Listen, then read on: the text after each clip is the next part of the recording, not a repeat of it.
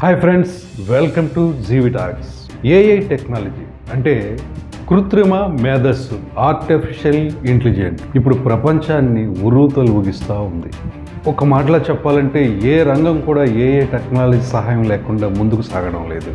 అలాంటి ప్రయోజనాన్ని, లాభాన్ని చేకూర్చే ఏఐ టెక్నాలజీ కొన్ని వివాదాలకు కూడా కారణమవుతూ ఉంది.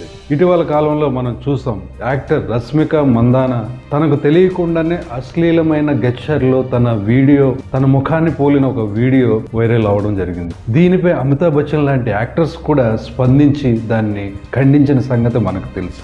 ఇప్పుడు ఏఐ టెక్నాలజీకి సంబంధించిన మరో వివాదం మన టాలీవుడ్ వరకు రావడం జరిగింది. లాస్ట్ ఇయర్ చివరిలో విడుదలైన కీడా కోలా అనే సినిమా, తరుణ్ భాస్కర్ డైరెక్ట్ చేసి యాక్ట్ చేసినటువంటి కీడా కోలా అనే సినిమాలో బాలు గారి వాయిస్ని ఏఐ టెక్నాలజీ ద్వారా ఇమిటేట్ చేయించి ఆ సినిమాలో బిట్ సాంగ్గా ఉపయోగించారనే ఒక కారణంతో ఆ సినిమా డైరెక్టరు ఆ యూనిట్పై ఎస్పి బాలు గారి కుమారుడు ఎస్పి చరణ్ కోర్టు నోటీసులు పంపించడం జరిగింది.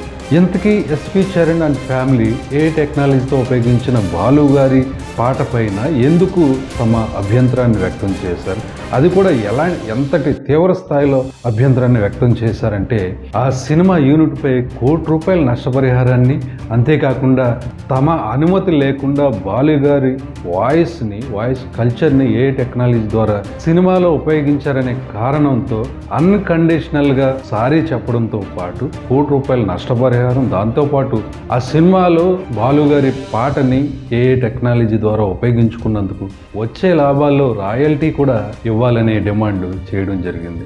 బాలు గారు లాంటి ఒక ఫ్యామిలీ నుంచి ఎస్పి చరణ్, బాలు గారి వారసుడు, సీనియర్ సింగర్గా టాలీవుడ్ అటు సౌత్ ఇండియాలో ఎంతో పేరు ఉన్న ఎస్పి చరణ్ గారు స్వయంగా రంగంలో దిగి కోర్టు నోటీసులు పంపించడంతో ఇది వివాదం చిన్న వివాదం కాదు, చాలా పెద్దది అనేది అర్థమవుతా ఉంది. ఇంటర్నెట్, సోషల్ మీడియా వరకు అది ఒక పరిమితమై కావచ్చు, కానీ ఒక పెద్ద ప్లాట్ఫామ్ మీద విచ్చలవిడిగా అనుమతులు లేకుండా వాడితే ఇలాంటి వివాదాలు ఖచ్చితంగా మొదలైనవి, ఫ్యూచర్లో కూడా ఇంకా మొదలయ్యే అవకాశాలు ఉన్నాయి.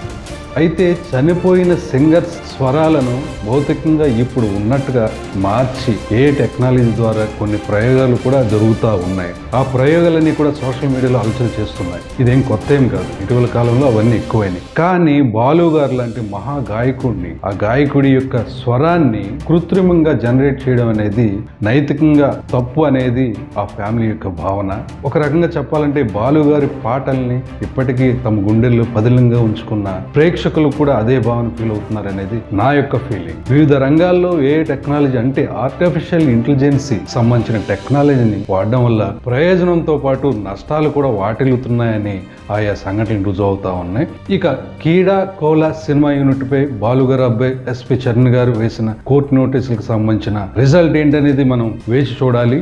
ఇది ఇవాల్టి జీవి టాక్స్ కంటెంట్. మరొక వీడియోతో మరోసారి కలుసుకుందాం. By by.